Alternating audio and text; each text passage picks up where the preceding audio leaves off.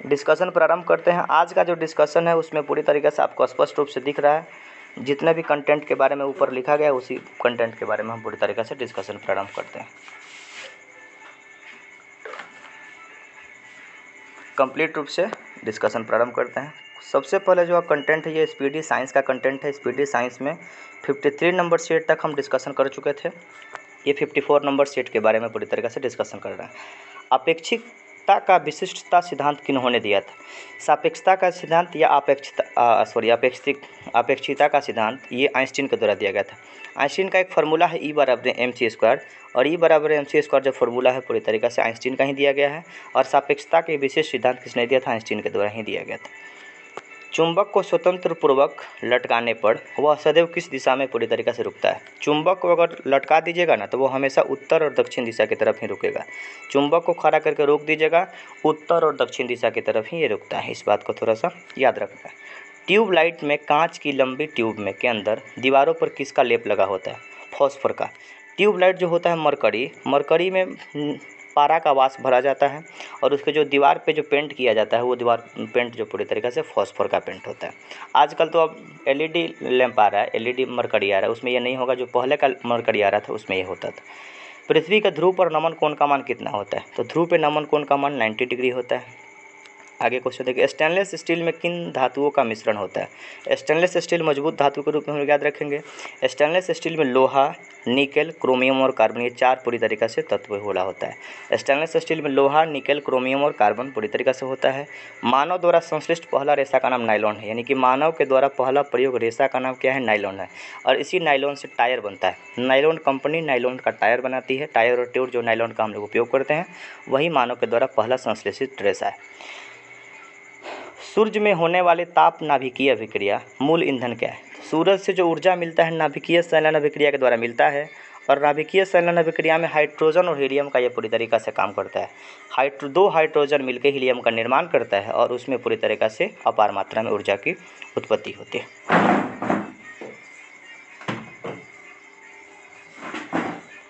आगे देखिए, लेक्लांचे सेल में कैथोड और एनोड के रूप में किसका प्रयोग करते हैं? लेक्लांचे सेल का मतलब जो बैटरी पर हम लोग निप्पो बैटरी से प्रयोग करते हैं ना, उसी सेल को लेक्लांचे सेल कहा जाता है। दो शब्द यहाँ पे, एगो कैथोड और एगो एनोड। कैथोड क से कर्ज होता है, क से कैथोड याद रखिएगा, कर्ज के लिए माइनस, और एनोड का मतलब ए से ऐड होता है, एडिशन होता है, ऐड का मतलब प्लस होता है। तो ये एनोड पूरी तरीके से प्लस के रूप में काम करेगा और कैथोड माइनस के रूप में काम करेगा। तो माइनस के लिए जस्ता का प्रयोग करेंगे और एनोड के लिए कार्बन का प्रयोग करेंगे। जैसे निप्पो बैटरी हम लोगों का होता था, तो निप्पो बैटरी में नीचे वाला जो परत होता था जस्ता का होता था माइनस, और ऊपर वाला परत प्लस होता था। प्लस जो टोपी लगा होता था वो कार्बन का छड़ होता था, और नीचे वाला जो परत होता था जस्ता का होता था। तो लेक्लांचे सेल में कैथोड जस्ता का होगा और एनोड कार्बन का होगा। कैथोड पे ऋण आवेश होगा और एनोड पे धन आवेश होगा। कैथोड कर्ज का मतलब माइनस, यानी कि जस्ता पे माइनस चार्ज पूरी तरीके से होगा। क्वेश्चन आगे देखते हैं कि विद्युत परिपथ में लगे उपकरण की सुरक्षा के लिए फ्यूज का प्रयोग किया जाता है। तो फ्यूज जो हम लोग, 1 मिनट रुकिएगा, तो मोबाइल आवाज़ कम कर, आवाज़ कम कर, हाँ आवाज़ कम कर। विद्युत फ्यूज में लगे उपकरण, फ्यूज का जो तार होता है ना किसका बना होता है? प्रश्न ये पूछ रहा है। तो फ्यूज का तार तांबा, टीन और सीसा का मिश्रण होता है। फ्यूज हमेशा श्रेणी क्रम में जोड़ा जाता है। और घर में जो फ्यूज हम लोग उपयोग करते हैं ना, 5 एम्पियर का फ्यूज उपयोग करते हैं। फ्यूज हमेशा श्रेणी क्रम में जोड़ा जाता है। फ्यूज का गलनांक, फ्यूज के तार का गलनांक निम्न होता है और प्रतिरोध उच्च होता है। फ्यूज के तार का गलनांक निम्न होता है, इसीलिए कम, थोड़ा सा भी वोल्टेज उल्टा पुल्टा होगा, शॉर्ट सर्किट लगेगा, फ्यूज हमारा उड़ेगा और जो भी हमारा उपकरण होता है बच जाता है। फ्यूज का गलनांक कम होगा और फ्यूज का प्रतिरोध को R से सूचित किया जाता है, प्रतिरोध क्या होगा? उच्च होगा, यही याद रखिएगा। पतले तार का प्रतिरोध उच्च होता है, मोटे तार का प्रतिरोध निम्न होता है। निम्न का मतलब कम होता है। सूर्य एक गैसीय गोला है, इनमें कौन कौन सा चीज़ विद्यमान है? तो सूरज में हाइड्रोजन और हीलियम विद्यमान है और अन्य तत्व भी। तो हाइड्रोजन सूरज में पूरी तरीके से 71% विद्यमान है। सूरज में हाइड्रोजन 71% और हीलियम 26% और अन्य तत्व 2.5% के रूप में विद्यमान है। सूरज से ऊर्जा कैसे मिलता है? तो नाभिकीय संलयन अभिक्रिया के द्वारा मिलता है। अल्फ्रेड नोबेल को नोबेल पुरस्कार वितरण हेतु एक निधि स्थापित करने के लिए धनराशि आविष्कार मिली थी। अल्फ्रेड नोबेल के नाम पर ही नोबेल पुरस्कार दिया जाता है। नोबेल पुरस्कार जो अल्फ्रेड नोबेल के नाम पर दी जाती है 10 दिसंबर को दिया जाता है। अल्फ्रेड नोबेल का पुण्यतिथि है 10 दिसंबर को। और ये किए क्या थे, तो ये डायनामाइट का आविष्कार किए थे। अधूरे प्रज्वलन के कारण सिगरेट से निकलने वाली कौन सी धुआं होती है, तो सिगरेट से कार्बन मोनोऑक्साइड धुआं निकलता है। कार्बन मोनोऑक्साइड को हम लोग CO से लिखते हैं। CO सूत्र होता है कार्बन मोनोऑक्साइड का, और सिगरेट से पूरी तरीके से कार्बन मोनोऑक्साइड गैस निकलता है। कार्बन मोनोऑक्साइड गैस हीमोग्लोबिन के साथ मिलता है तो कार्बोक्सी हीमोग्लोबिन बनाता है और इससे दम घुटने से मृत्यु हो जाती है। कभी कभी क्या होता है कि ठंडा के दिनों में हम लोग घर में आग जला के सोते हैं और पूरा दरवाज़ा बंद कर देते हैं तो घर का ऑक्सीजन ख़त्म हो जाता है और घर में कार्बन मोनोऑक्साइड गैस निकलता है, और वही कार्बन मोनोऑक्साइड गैस हम लोग ले सूंघते हैं और हमारे हीमोग्लोबिन के साथ मिलकर कार्बोक्सी हीमोग्लोबिन बनाता है और अंततः मृत्यु हो जाती है। बहुत पुराना कुआं होगा, उस कुआं के पास अगर जाते हैं तो वहाँ से भी कार्बन मोनोऑक्साइड गैस निकलता है और हम लोग तुरंत गए और वहाँ पे हम लोग बेहोश हो जाते हैं। पुराना कोयला का खान होगा, वहाँ पे भी कार्बन मोनोऑक्साइड गैस निकलता है। कोयला के खान में बहुत सारे लोग गया घूमने के लिए, वहाँ पे लोग मर जाता है। ये कार्बन मोनोऑक्साइड गैस सूंघेंगे तो उसे सूंघने से हमारी मृत्यु भी हो सकती है। ग्रीन हाउस प्रभाव से पृथ्वी के वातावरण का गर्म होना सबसे अधिक किसके कारण होता है, अल्ट्रावायलेट। ग्रीन हाउस प्रभाव का मतलब होता है हमारे पृथ्वी के टेम्परेचर का बढ़ जाना, यानी कि हमारे वायुमंडल का तापमान अचानक बढ़ जाना। ग्रीन हाउस प्रभाव का सबसे सर्वाधिक गैस कौन सा है, CO2 है। जलवाष्प में सर्वाधिक CO2 के कारण ही पूरी तरीके से होता है। और हमारे वायुमंडल का टेम्परेचर अचानक धीरे धीरे बढ़ना, यही होता है ग्रीन हाउस प्रभाव। सबसे अधिक किसके कारण, तो अल्ट्रावायलेट किरण के कारण होता है। एक यंत्र AC को DC में परिवर्तित करता है, तो AC को DC में परिवर्तित करने वाला जो हमारा उपकरण होता है इसको रेक्टिफायर कहा जाता है, और DC को AC में बदलने के लिए इन्वर्टर का प्रयोग हम लोग करते हैं। आगे देखिए मॉडल सेट 55। बर्नौली के प्रमेय किसके संरक्षण पर काम करता है, बर्नौली का प्रमेय ऊर्जा संरक्षण के सिद्धांत पर काम करता है। ऊर्जा संरक्षण क्या है, तो ऊर्जा न तो उत्पन्न होता है और न ही नष्ट होता है, ऊर्जा एक रूप से दूसरे रूपांतरित होता है। इस बात को सिद्ध कौन किए थे, आइंस्टीन किए थे। आइंस्टीन का फॉर्मूला हमेशा याद रखना है, E बराबर mc²। सबका मीनिंग क्या होगा, E का मतलब ऊर्जा होता है, M का मतलब द्रव्यमान होता है और C का मतलब प्रकाश का वेग होता है। प्रकाश का वेग निर्वात में सर्वाधिक होता है, कितना होता है, तो 3 × 10⁸ मीटर प्रति सेकंड निर्वात में प्रकाश की चाल होती है। प्रकाश निर्वात में गमन करती है, ध्वनि निर्वात में गमन नहीं करती है। निर्वात का मतलब कि ऐसा स्थान जहाँ पे हवा नहीं हो उसको निर्वात कहा जाता है। आगे देखिए मनुष्य के शरीर का तापमान कितना होता है, 98.6 फ़ारेनहाइट, 37 डिग्री सेल्सियस और 310 केल्विन। अलग अलग पैमाना पे मनुष्य का टेम्परेचर अलग अलग चीज़ होता है। मनुष्य गर्म रक्त का जीव है, यानी कि गर्म रक्त कहने का मतलब है कि मनुष्य का टेम्परेचर गर्मी में भी उतना ही, बरसात में भी उतना ही और जाड़ा में भी उतना ही, यानी कि सभी मौसम में मनुष्य के टेम्परेचर, मनुष्य का तापमान एक समान रहता है, इसीलिए मनुष्य गर्म रक्त का जीव है। ठंडे रक्त का जो जीव होगा, जैसे मेढक ठंडे रक्त का जीव है, तो मेढक ठंडा के दिनों कुछ समय में पूरी तरीक़ा से अपने शरीर का टेम्परेचर को बदल देता है, शरीर के टेम्परेचर को कम कर लेता है। और जब मेढक कम करता है तो वो मिट्टी के नीचे रहता है, और जब मिट्टी के नीचे रहता है मेढक तो त्वचा से सांस लेता है, और जब बाहर आता है तो फेफड़ा से सांस लेता है। जब पानी पड़ेगा तो वही मेढक बाहर आता है और टटराहट की आवाज़ निकाल के सांस लेता है। मेढक जब पृथ्वी के नीचे रहता है तो त्वचा से सांस लेता है। आगे देख लीजिए LPG गैस का मुख्य उपस्थित, LPG में ब्यूटेन होता है। बिल्कुल LPG गैस में दुर्गंध के लिए कोई चीज़ नहीं मिलाया जाता, दुर्गंध वाला गैस होता नहीं है। दुर्गंध के लिए हम लोग मिलाते हैं इथाइल मरकैप्टन।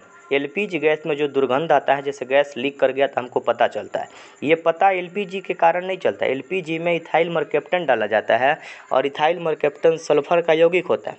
पहले क्वेश्चन पूछा जाता है किसका कौन होता है, तो इथाइल मरकैप्टन, लेकिन किसका यौगिक है, ये सल्फर का यौगिक है।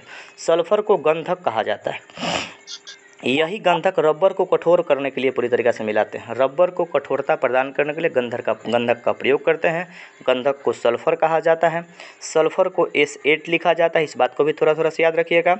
और LPG गैस में जो गंध आता है इथाइल मरकैप्टन के कारण आता है, इथाइल मरकैप्टन में सल्फर का यौगिक होता है। रडार निकाय में किन तरंगों का उपयोग करते हैं, तो रडार से होता क्या है, तो वायुयान अगर पूरी तरीक़े से दिशाहीन हो जाता है, एरोप्लेन हमारा दिशाहीन हो जाता है, तो उसको पता करने के लिए रडार का उपयोग करते हैं। रडार विद्युत चुंबकीय तरंग के सिद्धांत पे काम करता है। प्रकाश भी विद्युत चुंबकीय तरंग ही है। कंप्यूटर में इलेक्ट्रॉनिक चिप बनाने के लिए, जो हमारे मोबाइल में, आपके मोबाइल में चिप लगा है, जो चिप लगा हुआ है पूरी तरीके से सिलिकॉन का बना होता है। सिलिकॉन अर्धचालक का उदाहरण है। सिलिकॉन क्या है? अर्धचालक है। इसी सिलिकॉन से सोलर बनता है। सिलिकॉन और मैग्नीशियम से सोलर बनाई जाती है। सोलर सौर ऊर्जा को विद्युत ऊर्जा में बदलने का काम करता है। सिलिकॉन वैली किसको कहा जाता है? तो अगर विश्व लेवल पे सिलिकॉन वैली पूछे तो कैलिफोर्निया को कहा जाता है। कैलिफोर्निया अमेरिका में है। और भारत का सिलिकॉन वैली कहाँ पे है? तो कर्नाटक की राजधानी बेंगलोर में स्थित है, जहाँ इसरो का मुख्यालय है। भूकंप तरंग का रिकॉर्ड किस यंत्र पे किया जाता है? तो भूकंप का 3 गो तरंग होता है, पी, एस, और 3 प्रकार का तरंग निकलता है।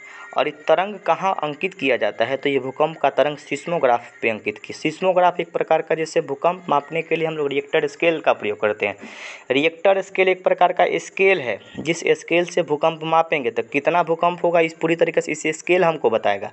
लेकिन ये स्केल से तो मापेंगे, लेकिन एक ग्राफ बनेगा, पूरी तरीके से ग्राफ बनेगा कि हाँ ये भूकंप कितना, इस प्रकार से भूकंप का ग्राफ बनेगा। तो जो ग्राफ बनेगा उसको सिस्मोग्राफ के रूप में हम लोग याद रखेंगे।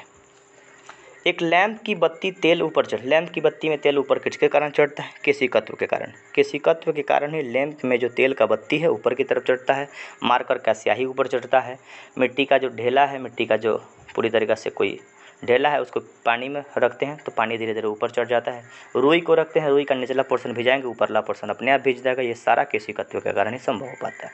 पॉलीथीन बनाने के लिए किस गैस का प्रयोग करते हैं? तो पॉलीथीन बनाने के लिए एथिलीन का प्रयोग किया जाता है। आगे देख लीजिए। मानव आराम के लिए सर्वाधिक उपयुक्त टेम्परेचर, यानी कि मानव जितना में आनंद की अनुभूति करता होगा वो टेम्परेचर कौन सा है? तो 18 से 22 डिग्री सेल्सियस। जैसे एसी चलता है ना, तो 18 से 22 डिग्री टेम्परेचर रहता है, तो हम लोग आनंद की अनुभूति प्राप्त करते हैं। ग्रहों की गति का नियम किसने दिया था? तो ग्रह की गति का नियम केपलर के द्वारा दिया गया था। ग्रह कई गो होता है? 8 गो ग्रह है। बुध, शुक्र, पृथ्वी, मंगल, बृहस्पति, शनि, अरुण और वरुण। सबसे निकट का ग्रह कौन है? बुध है। सबसे दूर का कौन है? वरुण है।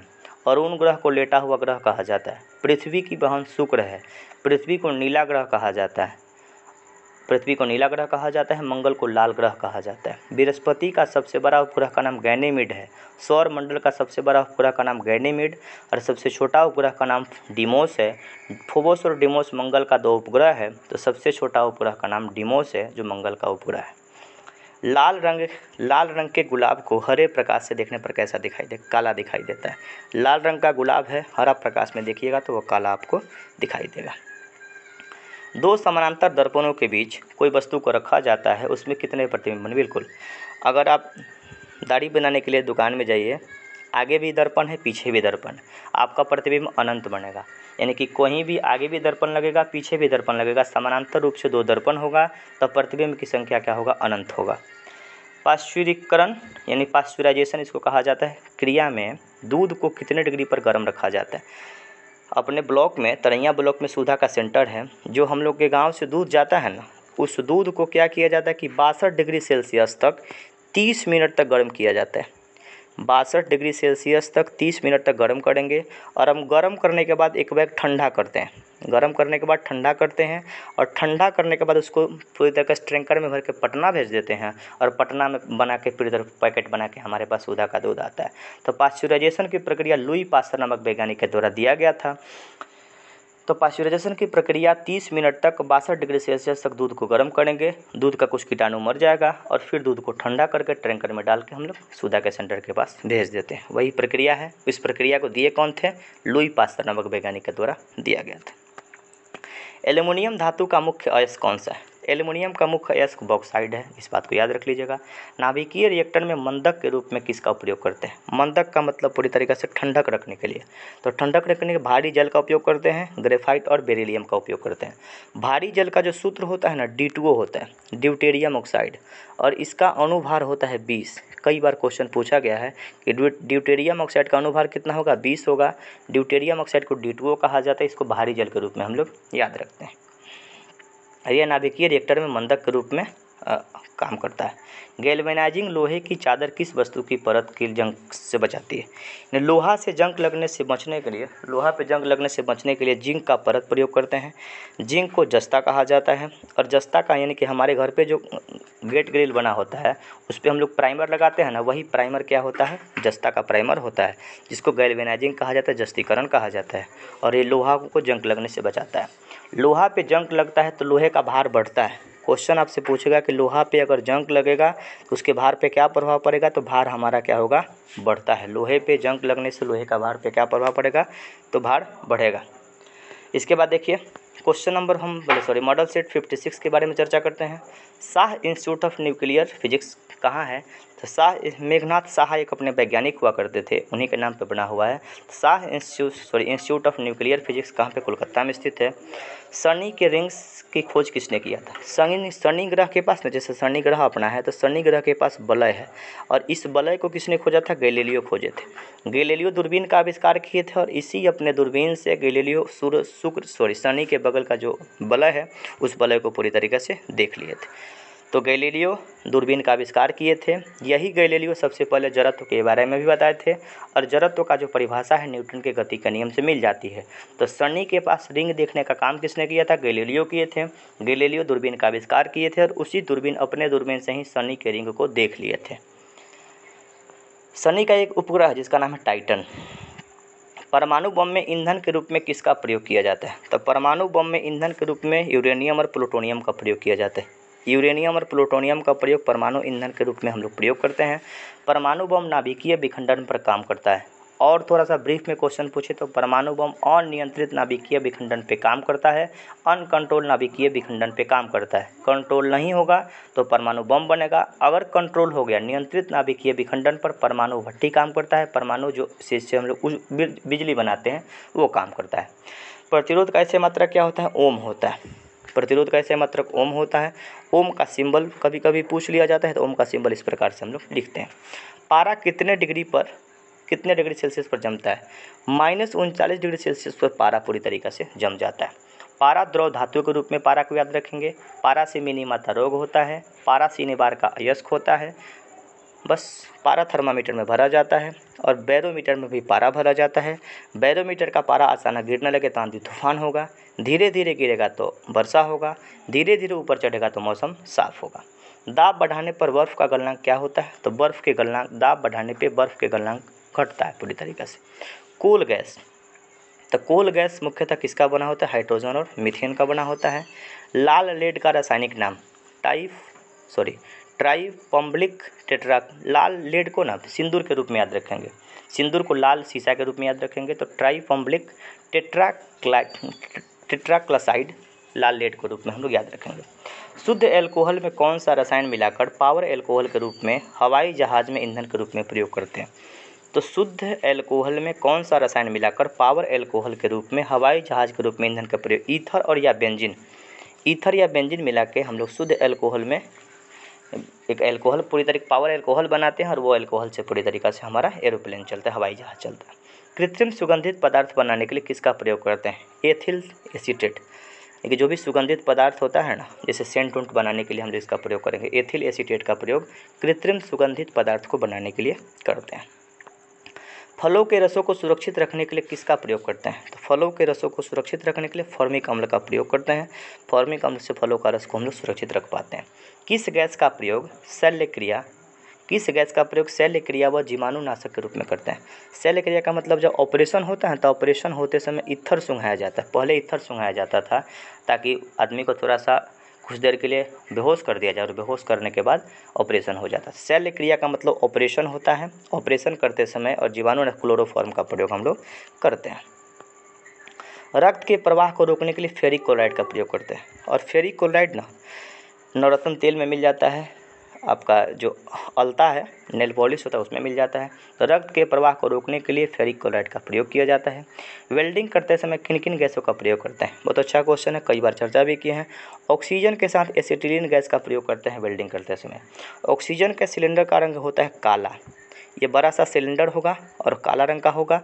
एसिटिलीन गैस कहाँ से निकलेगा, तो कैल्शियम कार्बाइड पे पानी का बौछार करेंगे, एसिटिलीन गैस निकलेगा। एसिटिलीन गैस को कार्बाइड के रूप में याद रखेंगे और इसी एसिटिलीन गैस से कृत्रिम रूप से हम लोग फलों को पका लेते हैं।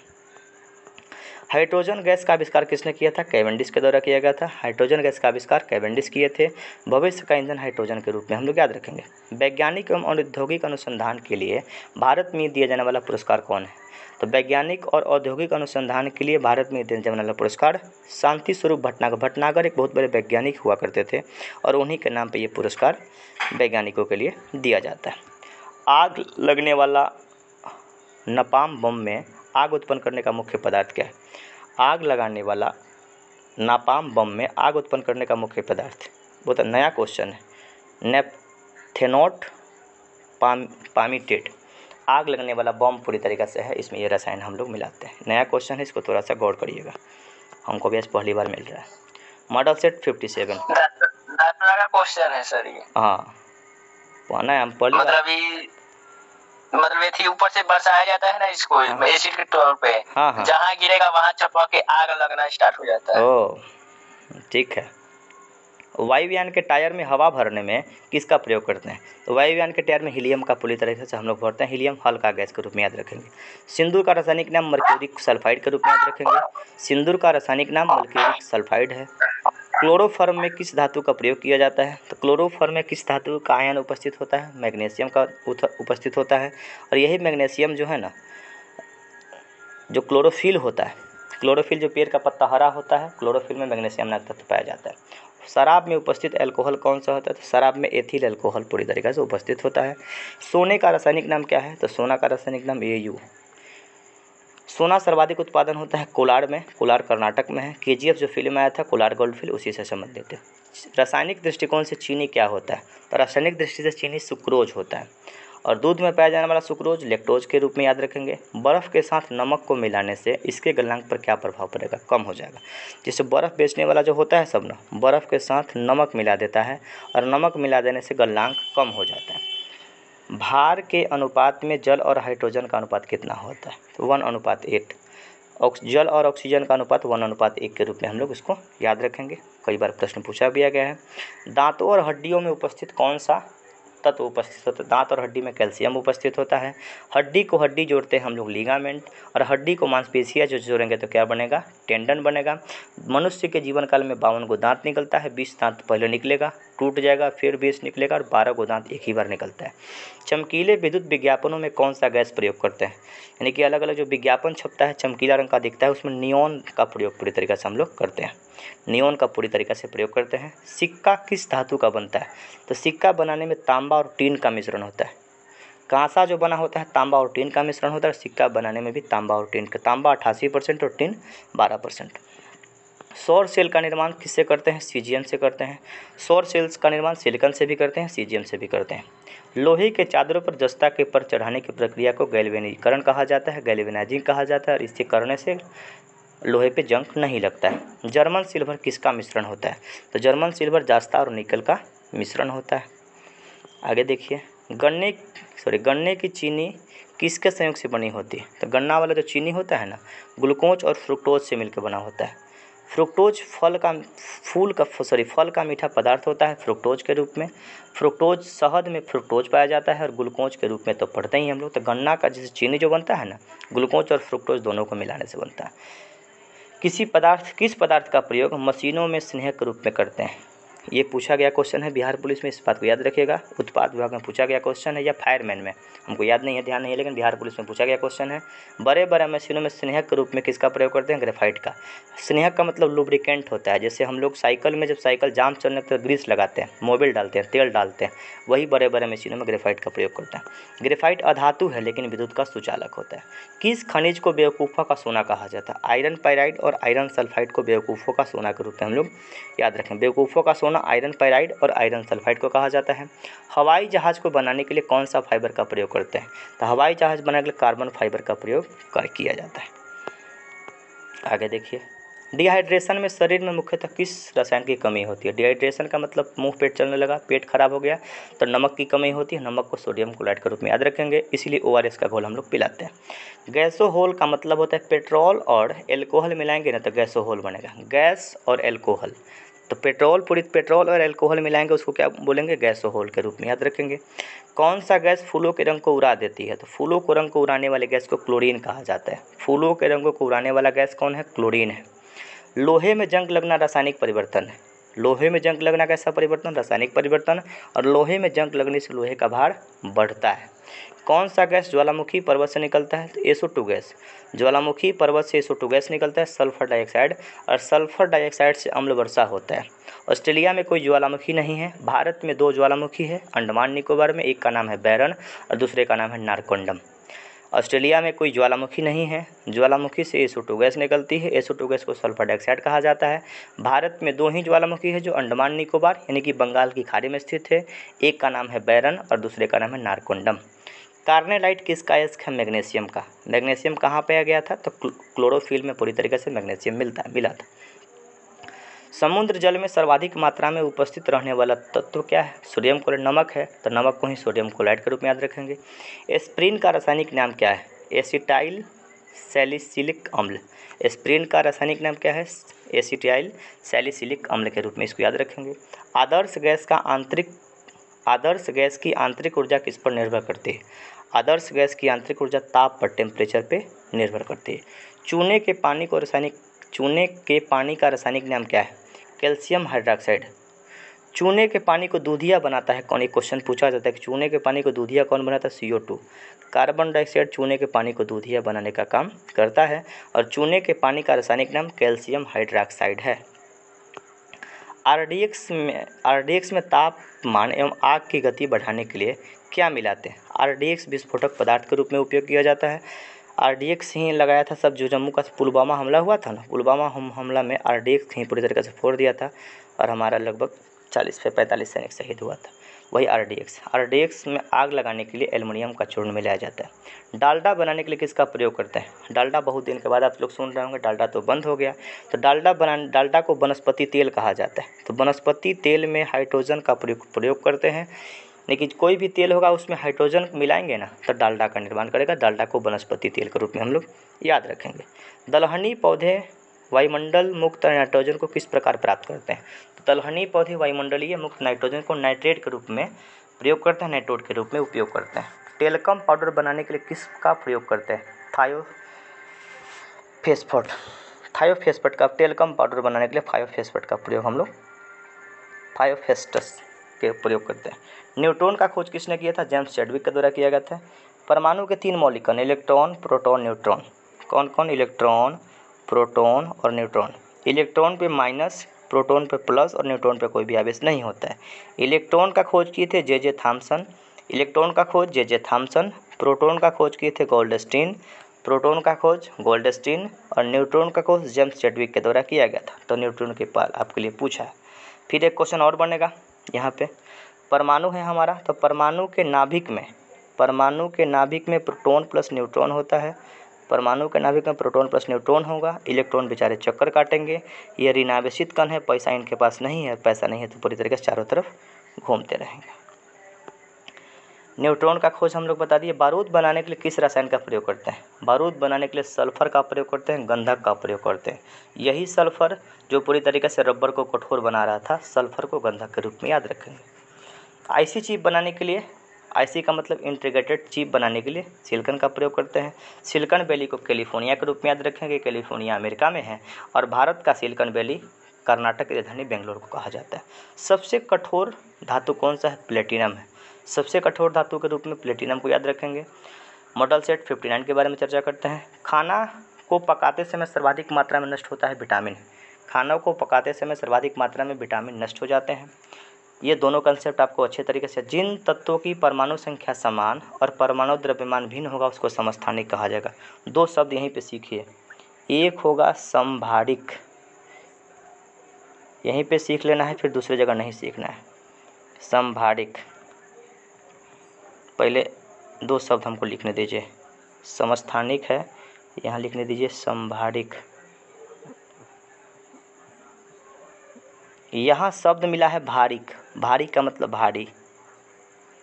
दो कंडीशन होता है, एक ऐसा कंडीशन जिसमें परमाणु संख्या समान और परमाणु द्रव्यमान भिन्न। यहाँ पे गौर करिएगा जहाँ लाइन कर रहा है, फिर से देखिए, जिन तत्वों का परमाणु संख्या समान और परमाणु द्रव्यमान भिन्न भिन्न होगा उसको समस्थानिक बोलेंगे।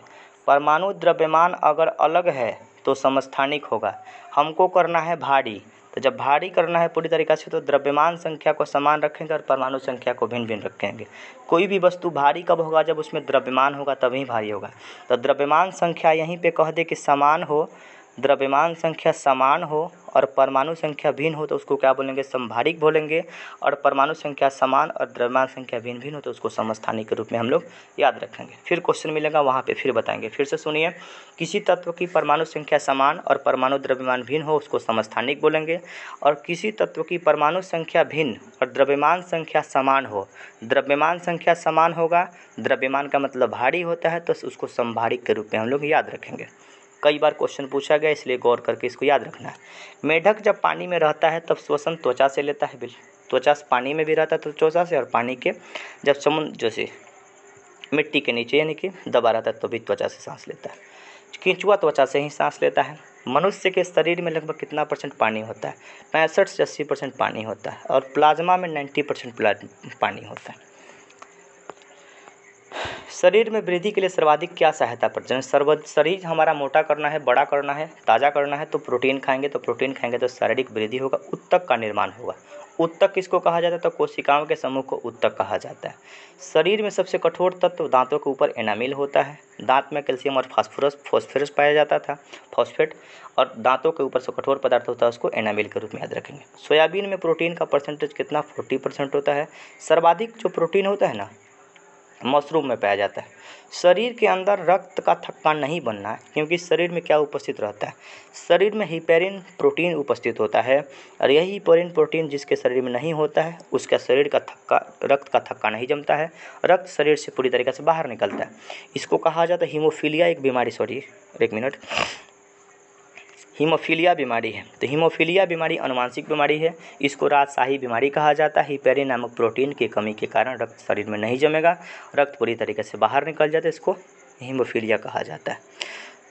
आगे देखते हैं, मनुष्य के शरीर में अधिकांश भोजन कहाँ पचता है? भोजन का पाचन शुरू होता है मुख से और अंतिम रूप से पाचन होता है छोटी आंत में। छोटी आंत की लंबाई बड़ी होती है, बड़ी आंत की लंबाई छोटी होती है। इस क्वेश्चन का भी आंसर याद रखिएगा। छोटी आंत की लंबाई 6 मीटर होती है, छोटी आंत की लंबाई 6 मीटर होती है, चौड़ाई 2.5 सेंटीमीटर होता है। छोटी आंत बड़ी होती है, बड़ी आंत छोटी होती है। छोटी आंत का 3 भाग होता है, एक भाग को ग्रहणी कहा जाता है, दूसरे को जेजुनम कहा जाता है और तीसरे को इलियम कहा जाता है। छोटी आंत की 3 पार्ट, एक का नाम ग्रहणी, दूसरे का नाम जेजुनम और तीसरे का नाम इलियम होता है। कई बार क्वेश्चन पूछा गया है कि इलियम किसका पार्ट है, तो इलियम छोटी आंत का पार्ट है। छोटी आंत में खाना का पूर्ण पाचन होता है। खाना के पाचन की शुरुआत कहाँ से होती है? तो मुख से होते हैं। खाना मुंह से खाते हैं और खाना पचना भी शुरू हो जाता है मुख से। मनुष्य के रक्त का pH 7.4 होता है। श्वसन केंद्र कहाँ स्थित होता है? मेडुला में। श्वसन केंद्र कहाँ स्थित होता है? मेडुला में स्थित होता है। मनुष्य में साधारण श्वसन दर, सांस हम लोग जो लेते हैं ना 16 से 18 बार, सांस कितना बार में लेते हैं? 16 से 18 बार। और दिल धड़कता है 72 बार, दिल धड़कता है 70 से 72 बार। और मनुष्य 1 मिनट में 16 से 18 बार सांस लेता है। हम सांस ले रहे हैं तो 16 से 18 बार से सांस ले रहे हैं, आप भी ले रहे हैं तो 16 से 18 बार ले रहे हैं, लेकिन दिल धड़कता है 70 से 72 बार। लैंगरहैंस की द्वीप में जो इंसुलिन का स्राव करता है कहाँ से होता है? तो इंसुलिन का स्राव अग्नाशय से होता है। वही इंसुलिन की कमी से मधुमेह नामक रोग होता है। मधुमेह को शुगर वाली चिनिया बीमारी कहा जाता है। मधुमेह दिवस 14 नवंबर को हम लोग मनाते हैं। किस हार्मोन के द्वारा हृदय स्पंदन और रुधिर दाब बढ़ जाते हैं? Adrenaline hormone. यही एड्रेनलिन हार्मोन ना रक्त दाब को पूरी तरीके से कंट्रोल करने का काम करता है। तो एड्रेनलिन हार्मोन के कारण ही ब्लड प्रेशर बढ़ जाता है। ये दोनों क्वेश्चन बहुत इंपॉर्टेंट है, इसको अच्छे से याद रखिएगा। मानव जनन हार्मोन मादा के लिए कौन कौन सा हार्मोन है? एस्ट्रोजन, प्रोजेस्टेरोन और एस्ट्रेडियोल। 3-4 प्रकार का हार्मोन होता है, यहाँ पे समझ लीजिए थोड़ा सा। Oestrogen, progesterone hormone, oestrogen hormone, progesterone hormone जो होता है ना, जैसे बच्चा होते समय स्तन में दूध का स्राव प्रोजेस्टेरोन के कारण होता है। एक रिलैक्सिन हार्मोन होता है, तो रिलैक्सिन हार्मोन बच्चा होते समय उत्पन्न होता है। एस्ट्रोजन हार्मोन, प्रोजेस्टेरोन हार्मोन ये महिलाओं का हार्मोन है। और पुरुष का हार्मोन टेस्टोस्टेरोन हार्मोन होता है। सर्प के काटने से मृत्यु का कारण क्या होता है? आरबीसी नष्ट हो जाता है। आरबीसी नष्ट होगा, आपके शरीर में ऑक्सीजन का प्रवाह क्या होगा? बंद होगा। आरबीसी का काम क्या था? आरबीसी का काम था आपके शरीर में ऑक्सीजन को पहुंचाना। तो आरबीसी मर गया, ऑक्सीजन पहुंचना बंद हो गया, आप मर गए। तंत्रिका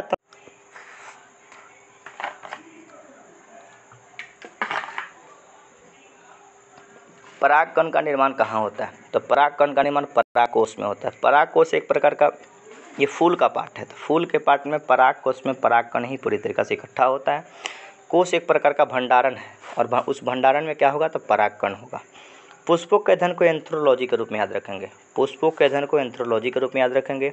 हरगोविंद खुराना को किस खोज के लिए नोबेल पुरस्कार दिया? अनुवांशिक कोड, यानी कि जीन का सबसे पहले संश्लेषण प्रयोगशाला में किए थे, इसलिए हरगोविंद खुराना को नोबेल पुरस्कार से सम्मानित किया गया था। भोजन का ऊर्जा में परिवर्तित कोशिका किस भाग में होता है? तो कोशिका का पावर हाउस माइटोकॉन्ड्रिया को कहा जाता है, और शरीर में ऊर्जा का जो स्टोर होता है ना, माइटोकॉन्ड्रिया में ही होता है।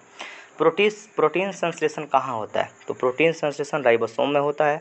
राइबोसोम को प्रोटीन की फैक्ट्री के रूप में हम लोग याद भी रखते हैं। विश्व स्वास्थ्य संगठन WHO का मुख्यालय कहाँ पे? जेनेवा में। 7 अप्रैल 1948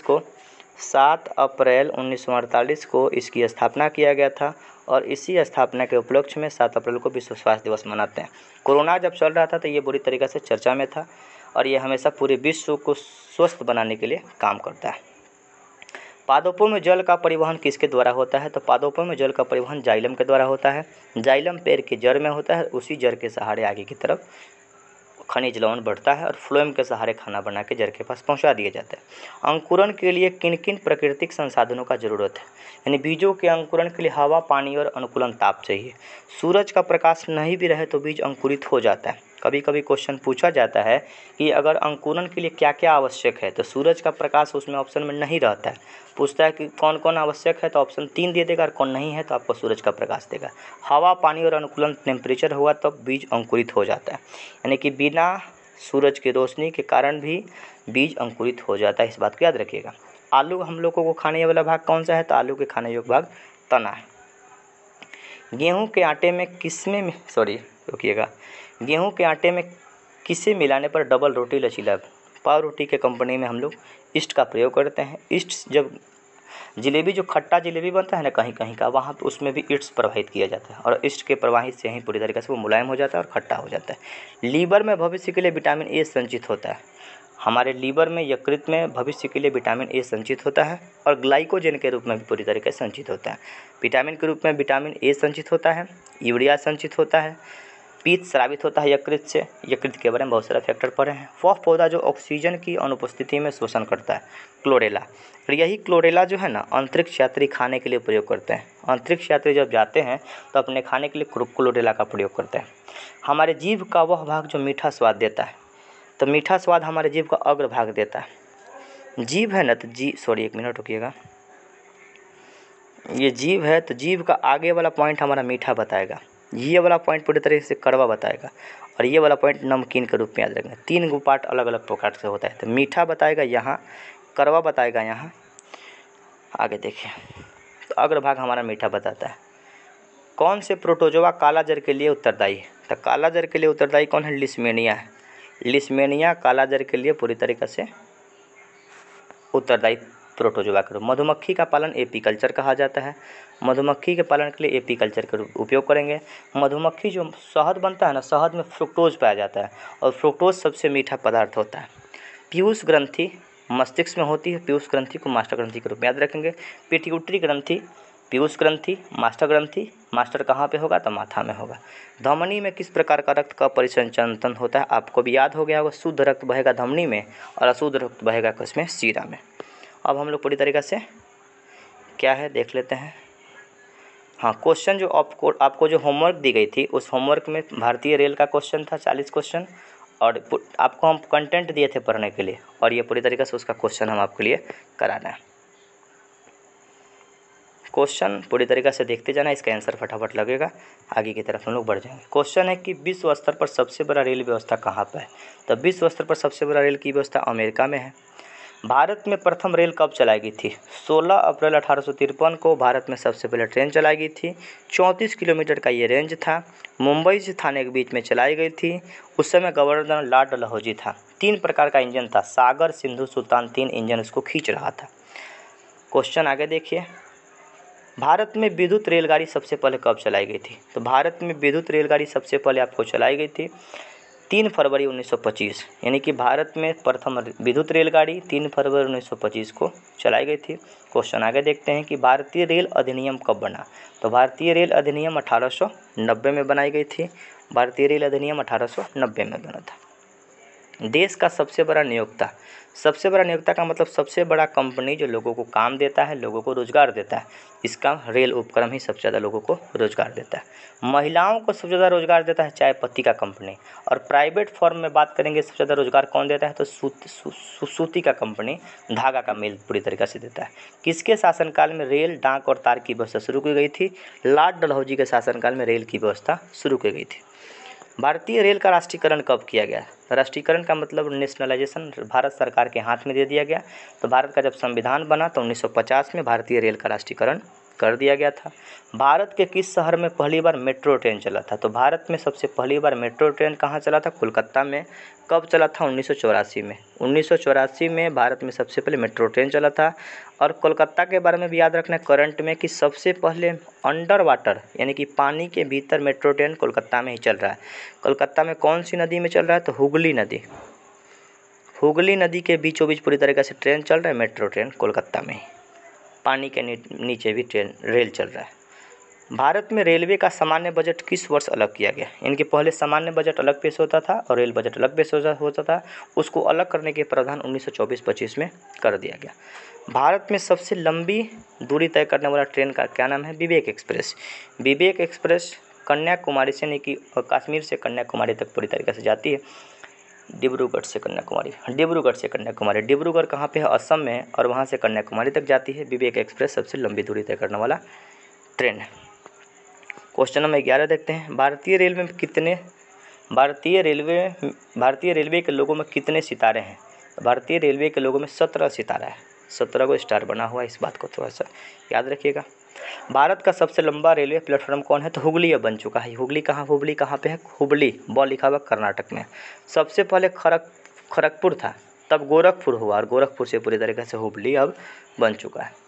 भारत का सबसे बड़ा रेलवे यार्ड कौन सा है? तो भारत का सबसे बड़ा railway yard Mughalsarai railway station का नाम बदलकर पंडित दीनदयाल उपाध्याय कर दिया गया। इस क्वेश्चन का आंसर याद रखिएगा। आगे देखिए, भारत में सबसे तेज़ रेलगाड़ी कौन चलती है? तो सबसे तेज़ रेलगाड़ी चलता है गतिमान एक्सप्रेस। पहले शताब्दी था लेकिन वर्तमान में गतिमान एक्सप्रेस सबसे तेज़ चलने वाला ट्रेन। भारतीय रेलवे में कुल कितने जोन हैं? तो वर्तमान में रेलवे जोन की संख्या कितना है? 18 है। रेल दिवस कब मनाते हैं? 16 अप्रैल 1853 को सबसे पहले ट्रेन चला था और इसीलिए 16 अप्रैल को भारतीय रेल दिवस हम लोग रेल दिवस के रूप में मनाते हैं। इंटीग्रल कोच फैक्ट्री कहाँ पर स्थित है? Integral coach factory Perambur Tamil Nadu में स्थित है। और एक और जगह है कपूरथला, तो कपूरथला पंजाब। हाँ, पेराम्बूर तमिलनाडु में है, बिल्कुल। ऑप्शन नंबर बी तो लगाए हैं। Integral coach factory Perambur Tamil Nadu में है और एक और जगह है कपूरथला, तो कपूरथला पंजाब में है। रेलवे स्टाफ कॉलेज कहाँ पे है? तो रेलवे स्टाफ कॉलेज बड़ौदा में स्थित है, बड़ौदा गुजरात में स्थित है। पूर्वी रेलवे जोन का मुख्यालय कहाँ पे? तो पूर्वी रेलवे जोन का मुख्यालय कोलकाता में। कोलकाता भारत के पूर्व दिशा में स्थित है, इसीलिए पूर्वी रेल का मुख्यालय वहाँ पे। पूर्वोत्तर रेलवे का मुख्यालय गोरखपुर में है। पूर्व मध्य रेलवे का मुख्यालय हाजीपुर में है और दक्षिण रेलवे का मुख्यालय चेन्नई में है। दिशा के अनुसार इसको याद रखिएगा। पूर्व मध्य रेलवे का मुख्यालय कहाँ पे? हाजीपुर। आगे देख लीजिए क्वेश्चन 21 नंबर क्वेश्चन देखते हैं। भारत के किस शहर में 2 रेलवे जोन है? मुंबई में। पश्चिम रेलवे मुंबई और एक और है रेलवे मुंबई के बारे में 2 रेलवे। हाँ, मुंबई भी थी, ठीक है। पूर्वोत्तर सीमांत रेलवे का मुख्यालय मालेगांव। सीमांत का मतलब जहाँ पे सीमा का अंत है, तो पूर्वोत्तर सीमांत रेलवे का मुख्यालय मालेगांव में स्थित है, याद रखिएगा। ब्रॉड गेज रेलवे लाइन की लंबाई कितनी है? देखिए 3 प्रकार का रेलवे लाइन होता है। बड़ी लाइन का जो बीच की पटरी की चौड़ाई होती है ना 1.676 होता है। मीटर गेज यानी कि एक छोटी लाइन जो होता था ना, जो मढ़ौरा वाला छोटी लाइन था, उसके बीच की पटरी के बीच की दूरी 1 मीटर होता है। द मीटर गेज के लिए 1 मीटर और ब्रॉड गेज के लिए पटरी के बीच की दूरी 1.676 मीटर होता है। 1.676। विद्युत इंजन रेल का निर्माण कहाँ पे होता है? तो विद्युत इंजन का निर्माण चित्तरंजन में होता है। बनारस में ना डीजल इंजन बनता है। बनारस में डीजल इंजन बनता है और चित्तरंजन कहाँ पे है? पश्चिम बंगाल में है, और वहाँ पे इलेक्ट्रिक इंजन बनता है। मढ़ौरा में भी डीजल इंजन बनता है और मधेपुरा में इलेक्ट्रिक इंजन बनता है। रेलवे सुरक्षा बल आरपीएफ की स्थापना कब की गई थी?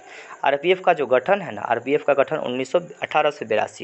1882 में लॉर्ड रिपन गवर्नर था, और लॉर्ड रिपन के समय में इसको किया गया था, याद रखिएगा।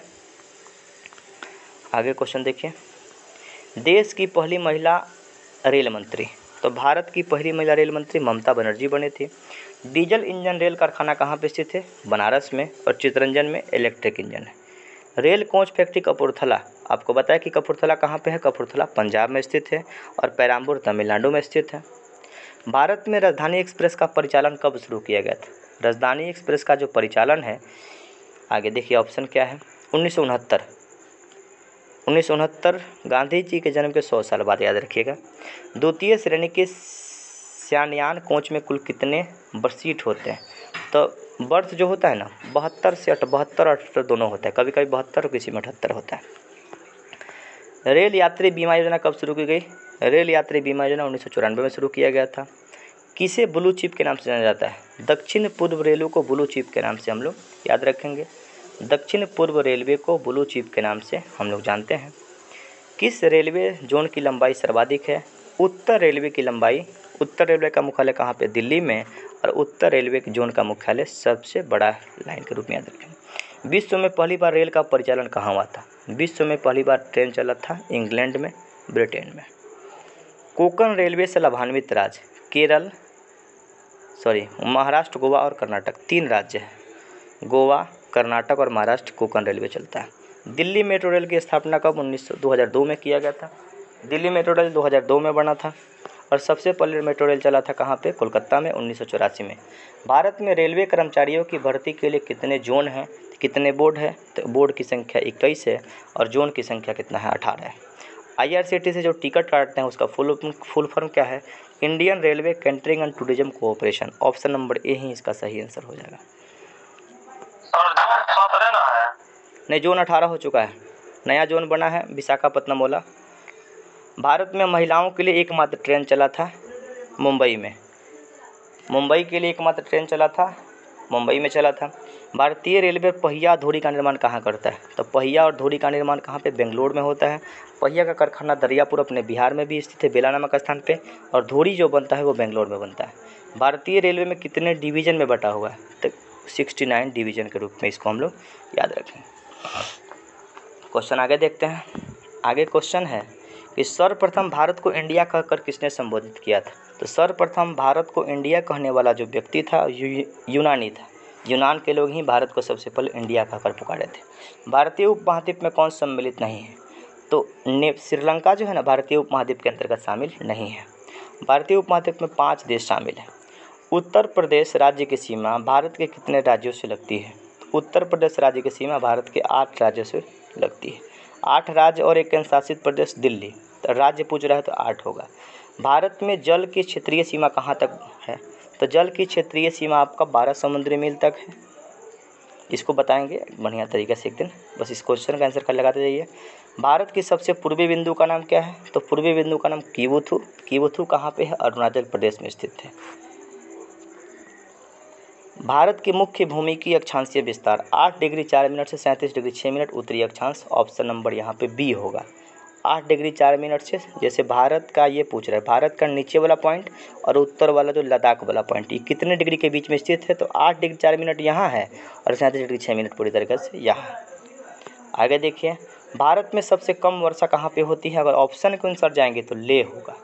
अगर ऑप्शन में पूछ रहा है कहाँ होती है तो ऑप्शन के अनुसार यहाँ पे इसका आंसर होगा लेह, क्योंकि लेह में 9 सेंटीमीटर वर्षा होती है और राजस्थान के जैसलमेर में 12 सेंटीमीटर वर्षा होती है। भारत का देशांतरीय विस्तार कितना है? तो भारत का देशांतरीय विस्तार 68 डिग्री 60 मिनट से 97 डिग्री 25 मिनट। पश्चिमी देशांतर, पूर्वी देशांतर नहीं, पश्चिम में भारत नहीं है, भारत पूरी तरीके से पूर्व में स्थित है, क्योंकि भारत उत्तरी पूर्वी गोलार्ध में स्थित है। ऑप्शन नंबर इसका बी होगा। आगे देखिए, भारत का संलग्न क्षेत्र की सीमा कहाँ तक स्थित है? संलग्न क्षेत्र की सीमा 24 नॉटिकल मील 24 समुद्री मील तक पूरी तरीके से स्थित है। भारत का औसत समुद्री तल कहाँ से मापा जाता है? तो भारत का जो एवरेज लंबाई है ना, जैसे आप जाएंगे मढ़ौरा में, तो मढ़ौरा रेलवे स्टेशन के पास माप के बताया हुआ कि समुद्र से इतना तल इतना फीट ऊंचा है। ये मापा कहाँ से आता है? तो चेन्नई से ही पूरी तरीक़ा से ऊंचाई को हम लोग मापते हैं। क्षेत्रफल की दृष्टि से भारत का सबसे बड़ा केंद्रशासित प्रदेश, तो क्षेत्रफल की दृष्टि से भारत का सबसे बड़ा केंद्रशासित प्रदेश का नाम जम्मू कश्मीर के रूप में हम लोग याद रखेंगे। ठीक है। भारत का अनन्य आर्थिक क्षेत्र 200 नॉटिकल मील। भारत की सबसे पश्चिमी बिंदु कौन है? तो पश्चिमी बिंदु का नाम गुहाड़ मोता, कहाँ पे? गुजरात में। भारत के कितने राज्य अंतर्राष्ट्रीय स्थलीय सीमा साझा करते हैं? यानी कि भारत का कितना राज्य जो स्थलीय सीमा साझा करते हैं, कितने राज्य हैं जो अलग अलग देशों से पूरी तरीके से सीमा साझा करते हैं? इसका आंसर होगा 16 राज्य जो पूरी तरीके से सीमा साझा करते हैं। भारत का क्षेत्रफल कितना है? 32,87,263 वर्ग किलोमीटर भारत का क्षेत्रफल है। क्षेत्रफल में भारत का स्थान 7वां नंबर पे। क्षेत्रफल की दृष्टि से भारत का सबसे छोटा केंद्रशासित प्रदेश कौन है? तो सबसे छोटा केंद्रशासित प्रदेश लक्षद्वीप है। लक्षद्वीप का जो थी है ना क्षेत्रफल है 32 किलोमीटर स्क्वायर है, 32 किलोमीटर स्क्वायर। 36 को द्वीप है। रत्नाकर किस महासागर को कहा जाता है? तो हिंद महासागर को रत्नाकर के रूप में हम लोग याद रखेंगे। मुख्य भूमि का दक्षिणतम बिंदु भारत का कहाँ से है? मुख्य भूमि का दक्षिणतम बिंदु का नाम देखिए, दो चीज़ है, इंदिरा पॉइंट, इंदिरा कॉल, कीवुथु। कीवुथु के बारे में हम लोगों ने पढ़ लिया था, कीवुथु पूरब वाला बिंदु था। कन्याकुमारी मुख्य भूमिका, इंदिरा पॉइंट अंडमान निकोबार में स्थित है। तो इंदिरा पॉइंट जो है ना मुख्य भूमिका नहीं है, जलीय वाला है। तो मुख्य भूमिका मतलब कि भारत में यहाँ वाला जो पॉइंट है यही है कन्याकुमारी, और इसका कितना है? तो 8 डिग्री 4 मिनट उत्तरी अक्षांश के रूप में हम लोग इसको। कर्क रेखा भारत के 8 राज्य से गुजरती है। कर्क रेखा भारत के 8 राज्य से गुजरती है।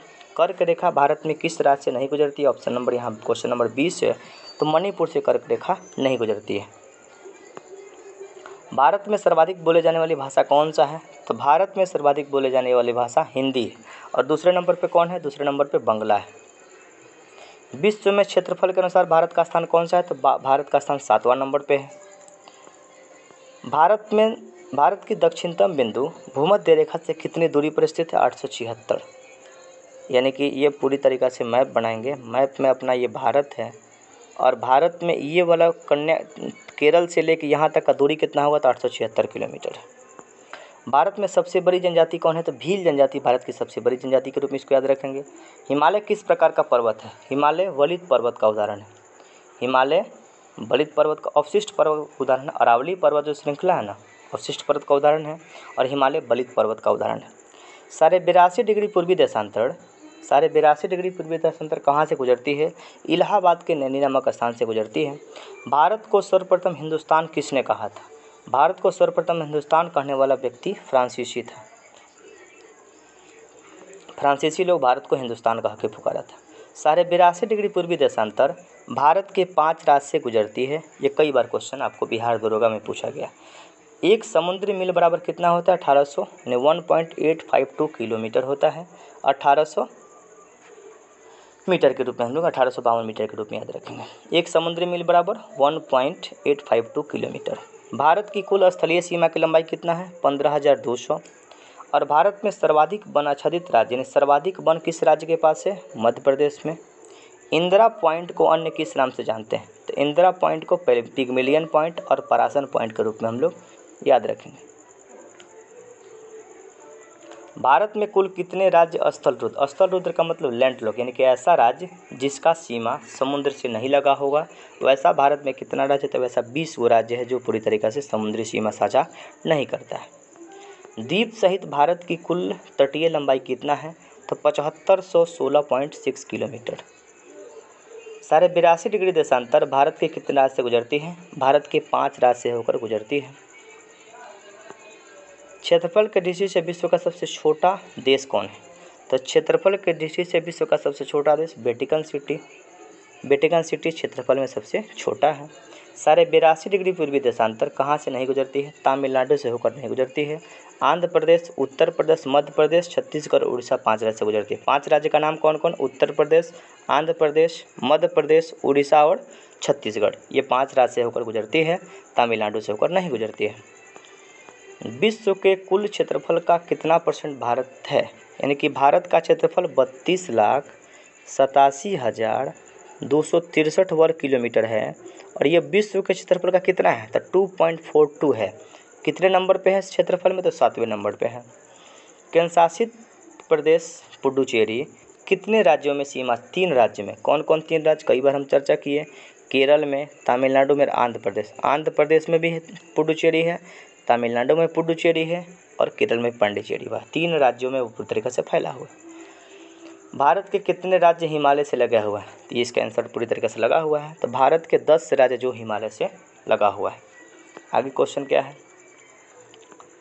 आगे आपका करंट का कुछ क्वेश्चन है, ये हम लोग देख लेते हैं।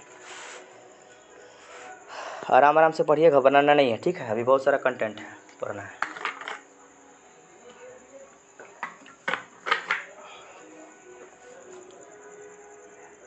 राष्ट्रपति का नाम तो याद होगा, द्रौपदी मुर्मू।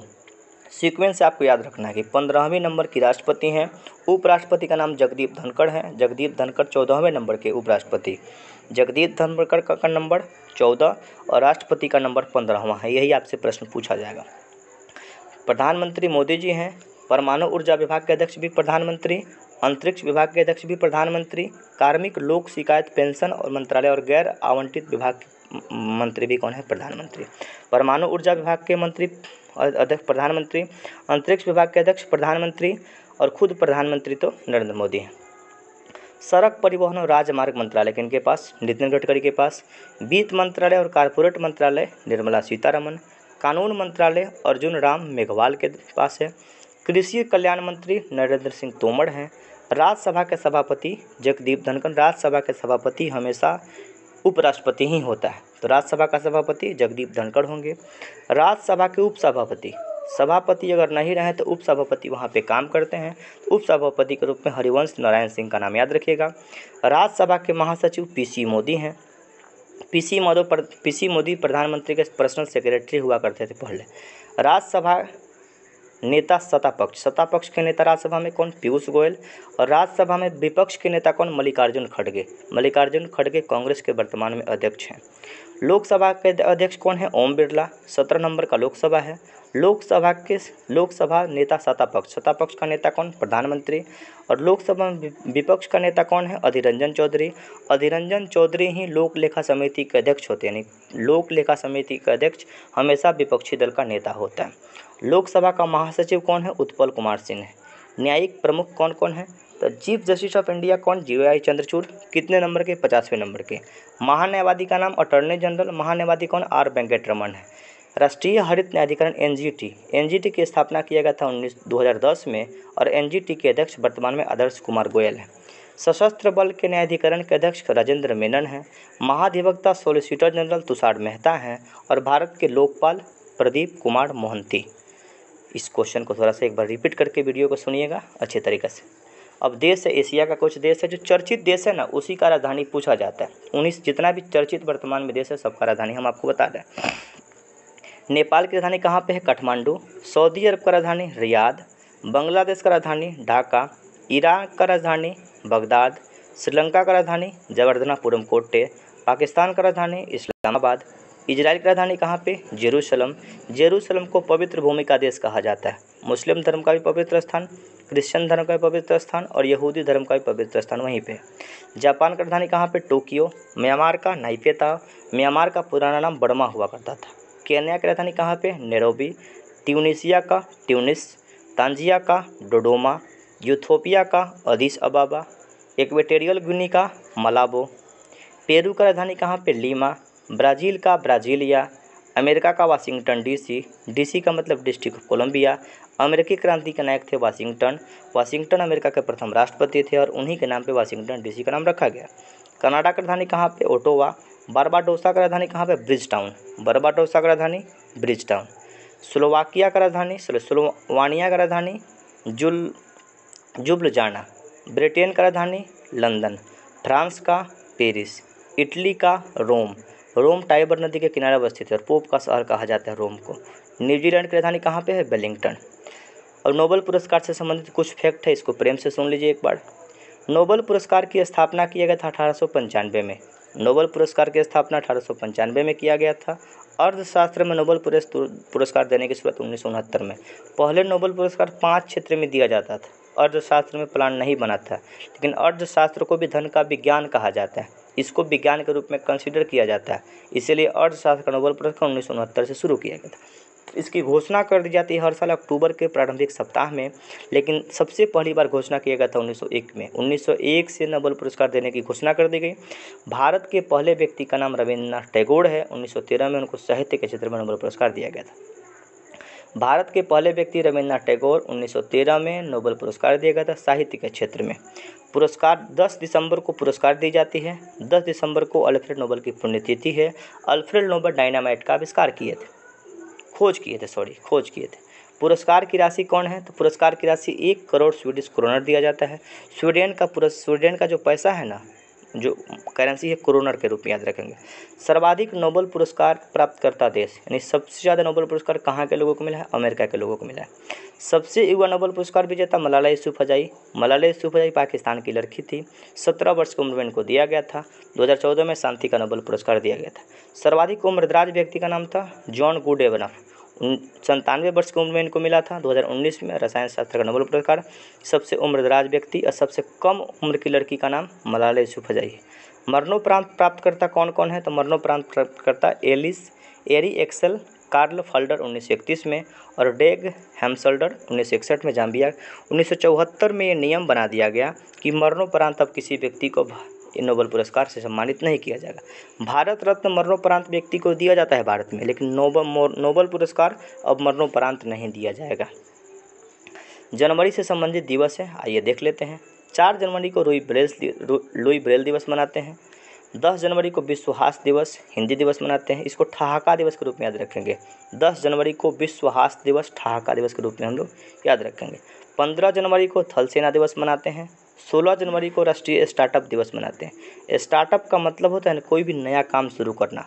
इस क्वेश्चन का आंसर आप याद कर पाइएगा। 15 जनवरी तक खरमास रहता है और 16 जनवरी को खरमास ख़त्म होता है। कोई भी काम की शुरुआत आपको करना होगा तो खरमास के बाद ही करिएगा, और इसीलिए 16 जनवरी को राष्ट्रीय स्टार्टअप दिवस मनाया गया। स्टार्टअप का मतलब कोई भी नया काम करना को स्टार्टअप कहा जाता है। जैसे कोई भी छोटा सा कंपनी बनाए उसको स्टार्टअप के रूप में याद रखेंगे। तो स्टार्टअप दिवस मनाते हैं 16 जनवरी को। 23 जनवरी को पराक्रम दिवस मनाते हैं। सुभाष चंद्र बोस के जन्म दिवस पर पराक्रम दिवस मनाने की घोषणा केंद्र सरकार के द्वारा किया गया था। 24 जनवरी को अंतर्राष्ट्रीय शिक्षा दिवस मनाते हैं। 24 जनवरी अंतर्राष्ट्रीय शिक्षा दिवस। 25 जनवरी भारतीय पर्यटन दिवस के रूप में हम लोग मनाते हैं। 26 जनवरी गणतंत्र दिवस अंतर्राष्ट्रीय सीमा शुल्क उत्पाद दिवस के रूप में मनाएंगे। 30 जनवरी को शहीद दिवस और सर्वोदय दिवस के रूप में हम लोग 30 जनवरी सर्वोदय दिवस और शहीद दिवस के रूप में हम लोग इसको मनाते हैं। आगे क्वेश्चन देखिए। क्वेश्चन आपका मार्च 2023 का करंट अफेयर्स है, इसको एक बार देख लेते हैं।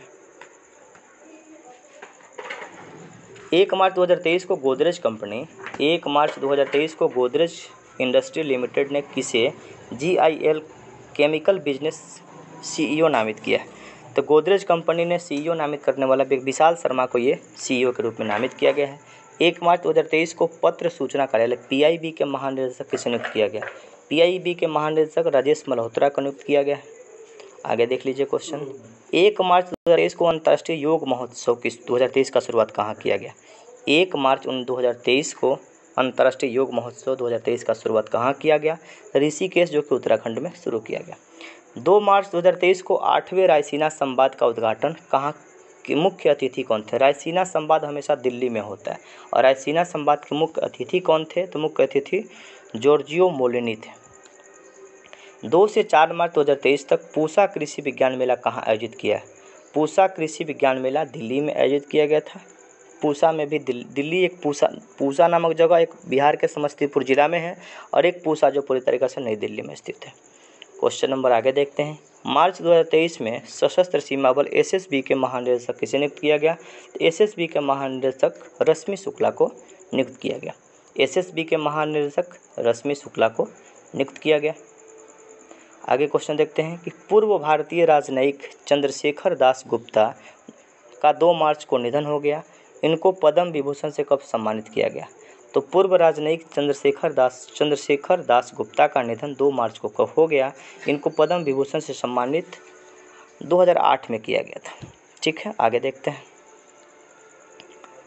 नागालैंड चुनाव में निर्वाचित होने वाली पहली विधानसभा सदस्य कौन बना? ये क्वेश्चन पूछा गया था अभी किसी परीक्षा में। नागालैंड चुनाव में निर्वाचित होने वाली पहली विधानसभा सदस्य कौन बनी? हिखानी जखालू, बहुत चर्चित नाम है। यानी नागालैंड चुनाव में निर्वाचित होने वाली पहली विधानसभा सदस्य कौन बनी है? हिखानी जखालू बनी है। मार्च 2023 में Business Standard banker of the year 2022 का पुरस्कार किसे दिया गया? मार्च 2023 में Business Standard banker of the year का पुरस्कार शशिधर जगदीशन को दिया गया। 3 मार्च 2023 को 7वें अंतर्राष्ट्रीय धम्म सम्मेलन, तो धम्म सम्मेलन ये पूरी तरीक़ा से भोपाल में उद्घाटन हुआ है। धम्म सम्मेलन का संबंध बौद्ध धर्म से है। The book of Bihari literature नामक पुस्तक के लेखक, the book of Bihari literature पुस्तक के लेखक कौन है? The book of Bihari literature पुस्तक के लेखक अभय कुमार। मार्च 2023 में भारत ने किस देश के साथ सैन्य मैत्री अभ्यास शुरू किया है? तो सैन्य मैत्री अभ्यास जापान के साथ हम लोग शुरू किए हैं। सैन्य नाम ही जापान के साथ जुड़ा हुआ है। 3 मार्च 2023 को सत्यव्रत मुखर्जी का निधन हो गया। वे किस राजनीतिक पार्टी के नेता थे? सत्यव्रत मुखर्जी का निधन हुआ, वो वर्तमान में भाजपा के ही पूरी तरीक़ा से एक नेता के रूप में थे, भाजपा से जुड़े हुए थे। मार्च 2023 में किस मंत्रालय ने कोविड के प्रबंधन हेतु पोर्टर पुरस्कार 2023 दिया? मार्च 2023 में किस मंत्रालय ने पोर्टर से संबंधित, देखिए कोविड-19 से संबंधित होगा तो स्वास्थ्य एवं परिवार कल्याण मंत्रालय याद रखिएगा। विश्व वन्य जीव दिवस कब मनाते हैं? 3 मार्च को मनाते हैं। विश्व वन्य दिवस कब मनाते हैं? 3 मार्च को मनाते हैं।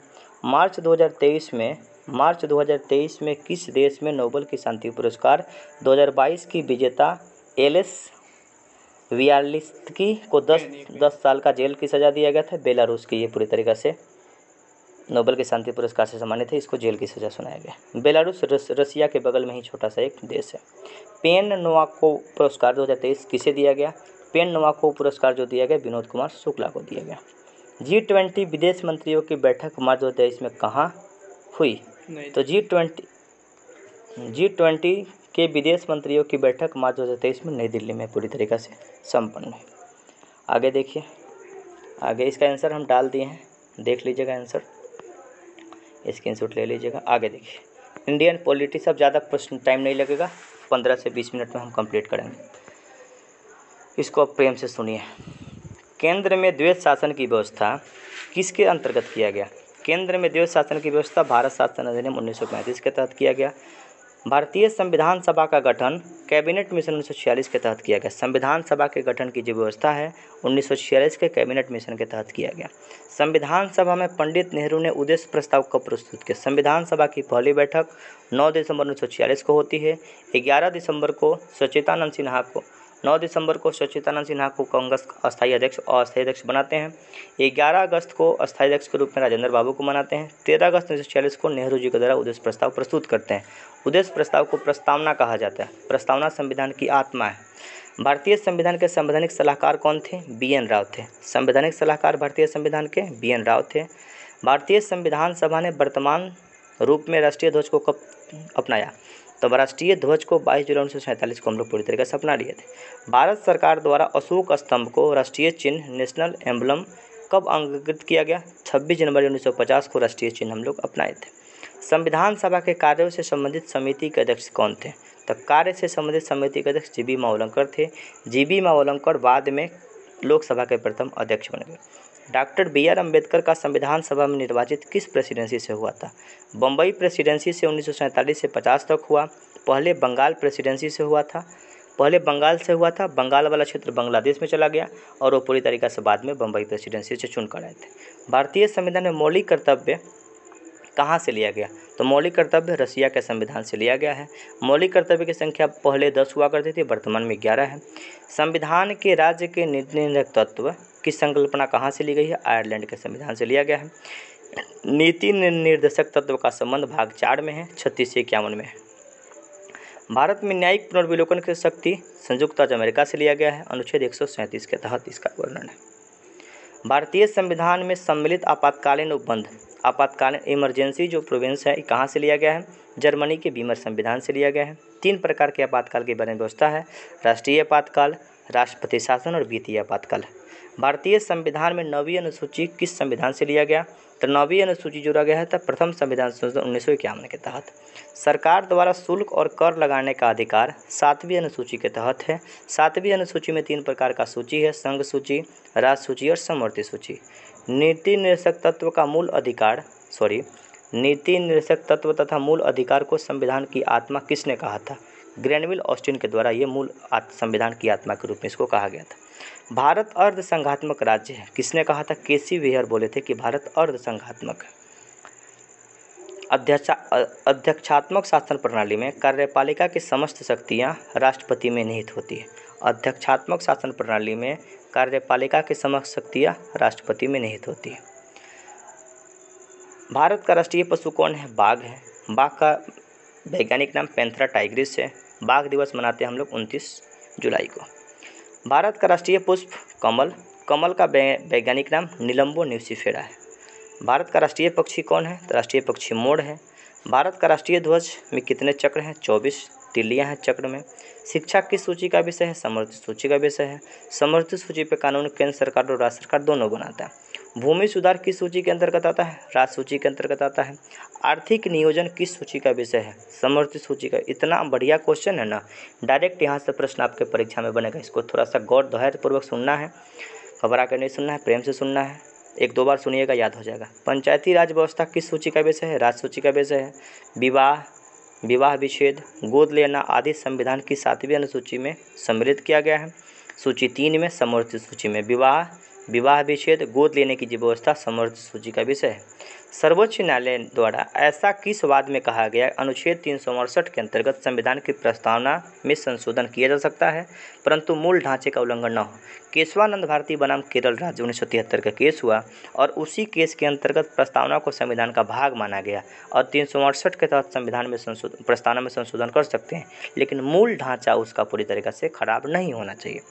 किस संविधान संशोधन के द्वारा भारतीय संविधान की उद्देशिका में संशोधन किया गया? 42वां संविधान 1976 के तहत बहुत सारे शब्द जुड़े गए और 42वां संविधान संशोधन को ही लघु संविधान संशोधन कहा जाता है। उद्देशिका को राजनीतिक जन्मपत्री की संज्ञा किसने दिया था? के.एम. मुंशी। प्रस्तावना संविधान का अंग नहीं है, इस बात को कौन सिद्ध किया था? बेरूबारी संघ 1960 के केस में, लेकिन प्रस्तावना संविधान का भाग मान लिया गया केशवानंद भारती बनाम केरल राज्य के केस में 1973 वाला। लोकसभा में केंद्र शासित प्रदेशों के लिए अधिकतम सीटें कितनी आरक्षित है? तो 20 सीटें आरक्षित है। लोकसभा में केंद्र शासित प्रदेशों के लिए अधिकतम 20 सीट आरक्षित है। भारत में केंद्र शासित प्रदेशों का प्रशासन किसके द्वारा किया जाता है? राष्ट्रपति के द्वारा किया जाता है। नागरिक संशोधन अधिनियम 2019 CAA सिटीजनशिप अमेंडमेंट एक्ट किन देशों के हिंदू, बौद्ध, सिख, जैन, पारसी, ईसाई नागरिकों को भारत में नागरिकता का प्रावधान था? पाकिस्तान, बांग्लादेश और अफगानिस्तान में हिंदू, बौद्ध, सिख, जैन, पारसी, ईसाई धर्म के लोग भारत की नागरिकता प्राप्त कर सकते थे। भारत से बाहर लगातार कितने वर्षों पर रहने पर भारत की नागरिकता समाप्त कर दी जाती है? 7 वर्षों तक भारत के बाहर रहिएगा तो भारत की नागरिकता आपकी समाप्त हो जाएगी। प्रवासी भारतीय दिवस कब मनाते हैं? 9 जनवरी को मनाते हैं। 9 जनवरी 1915 को महात्मा गांधी दक्षिण अफ्रीका से लौट के आए थे और उसी उपलक्ष्य में प्रवासी भारतीय दिवस मनाते हैं। हर 2 वर्षों के अंतराल पर प्रवासी भारतीय दिवस हम लोग मनाते हैं। भारतीय संविधान में एकल नागरिकता का प्रावधान है, ये कहाँ से लिए हैं? ये पूरी तरीके से ब्रिटेन के संविधान से लिए हैं। भारतीय मूल का व्यक्ति PIO कार्ड धारक नहीं होता है, कृषि भूमि खरीद सकता है। भारतीय संविधान में किस अनुच्छेद के तहत वाक्य एवं अभिव्यक्ति की बोलने की स्वतंत्रता अनुच्छेद 19 के तहत है। विदेश जाने का स्वतंत्रता आपको अनुच्छेद 21 के तहत है। 21 के अंतर्गत जीने का अधिकार है और जीने के लिए आपको विदेश जाना पड़े तो आप जा सकते हैं। अनुच्छेद 21 के अंतर्गत विदेश जाने की स्वतंत्रता है, जो इस बार उत्पाद विभाग में क्वेश्चन पूछा गया था बिहार पुलिस में। भारतीय संविधान के अनुच्छेद 32 के अंतर्गत कौन सा अधिकार है? अनुच्छेद 32 को ही संवैधानिक उपचार का अधिकार कहा जाता है। इसी अनुच्छेद 32 को BR अम्बेडकर संविधान की आत्मा बोले थे। अंतरिम सरकार का जो गठन किया गया था 1946 में किया गया था। अंतरिम सरकार में कौन कौन से मंत्री थे, इसको थोड़ा सा एक बार देख लिया जाए। जवाहरलाल नेहरू राष्ट्रमंडल संबंध विदेश मामले के मंत्री थे। सरदार पटेल गृह सूचना प्रसारण मंत्री थे। राजेंद्र बाबू खाद्य कृषि मंत्री थे। जॉन मथाई उद्योग मंत्री थे। जगजीवन राम श्रम मंत्री थे। सरदार बलदेव सिंह रक्षा मंत्री थे और लियाकत अली वित्त मंत्री थे और सी राजगोपालाचारी शिक्षा और कला मंत्री थे। संविधान की प्रमुख समिति और इसके अध्यक्ष, संघ शक्ति समिति के अध्यक्ष पंडित जवाहरलाल नेहरू, संघीय संविधान समिति के अध्यक्ष पंडित जवाहरलाल नेहरू, प्रांतीय समिति के अध्यक्ष सरदार वल्लभ भाई पटेल, प्रारूप समिति के अध्यक्ष बी आर अम्बेडकर, मौलिक अधिकार एवं अल्पसंख्यक संबंधी परामर्श के लिए सरदार वल्लभ भाई पटेल, प्रक्रिया नियम समिति डॉक्टर राजेंद्र प्रसाद, राज्यों के लिए समिति पंडित जवाहरलाल नेहरू, संचालन समिति के अध्यक्ष राजेंद्र बाबू और संविधान सभा के अध्यक्ष थे राजेंद्र प्रसाद। संचालन समिति राजेंद्र प्रसाद, राज्य के लिए समिति पंडित जवाहरलाल नेहरू, प्रक्रिया नियम समिति राजेंद्र बाबू, मौलिक अधिकार एवं अल्पसंख्यक संबंधी परामर्श समिति सरदार वल्लभ भाई पटेल, प्रारूप समिति के अध्यक्ष बी आर अम्बेडकर, प्रांतीय समिति के सदस्य सरदार वल्लभ भाई पटेल और संघीय संविधान समिति के अध्यक्ष पंडित जवाहरलाल नेहरू, संघ शक्ति समिति के अध्यक्ष पूरी तरीके से पंडित जवाहरलाल नेहरू। इस वीडियो में इतना ही। आगे भी अलग अलग प्रकार की वीडियो आपके लिए बनाई गई है। आप अलग अलग प्रकार की वीडियो भी इस चैनल से देख सकते हैं। धन्यवाद। फिर मिलेंगे अगले वीडियो में।